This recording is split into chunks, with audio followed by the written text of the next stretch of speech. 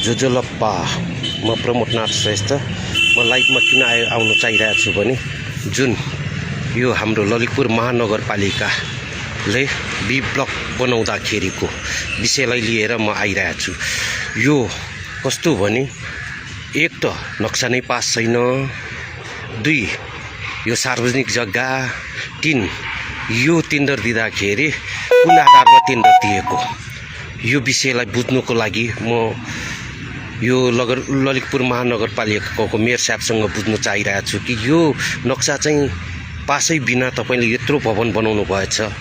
यो भवन बनाउनुलाई तपाईले चाहिँ कहाँबाट स्वीकृति लिनुभएको छ र यो हिजो जुन तरिकाले यो उद्घाटन गर्नुभयो, यो उद्घाटन गर्दाखेरि तपाईले अहिले हालका मन्त्री कुलमान घिसिङदेखि लिएर प्राय सम्पूर्ण मन्त्री पदका बोलाएर तपाईले उद्घाटन गर्नुभयो। उहाँहरूलाई पनि म के भन्न चाहन्छु भने यो बिना नक्सा पास भएको भवन उद्घाटनको लागि आउने मन्त्रीहरू जुन मन्त्रीहरू आउनु भएछ उहाँहरूलाई म एउटा प्रश्न के गर्न चाहन्छु भने जुन यसरी सरकार बनाउनुलाई तपाईहरू जानुभयो कि यसरी सरकारबाट देश बिगार्नु, देशको जुन सार्वजनिक जग्गा खत्तम पार्नुको लागि तपाईहरू मन्त्री बन्नुभयो। जुन जेएनजी आन्दोलनमा त्यत्रो आम नेपाली भाइ बहिनीहरू मरेर तपाईहरूलाई मन्त्री बनाएका थिए, त्यो मन्त्री पोस्ट के यसरी नै सार्वजनिक मिचोस् र सरकारले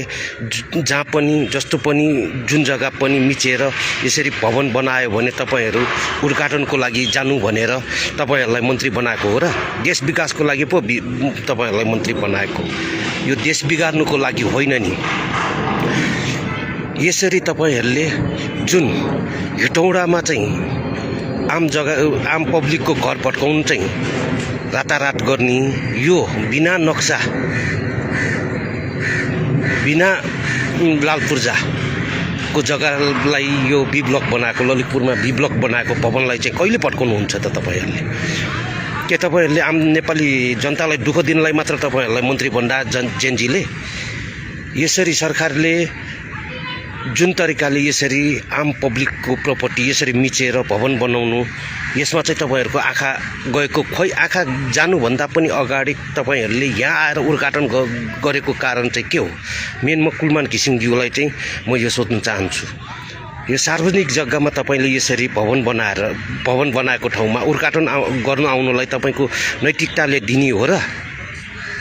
नदिने हो भने हिजो यो बी ब्लक जुन अख्तियारमा पनि मुद्दा परिरहेको विषय मुद्दा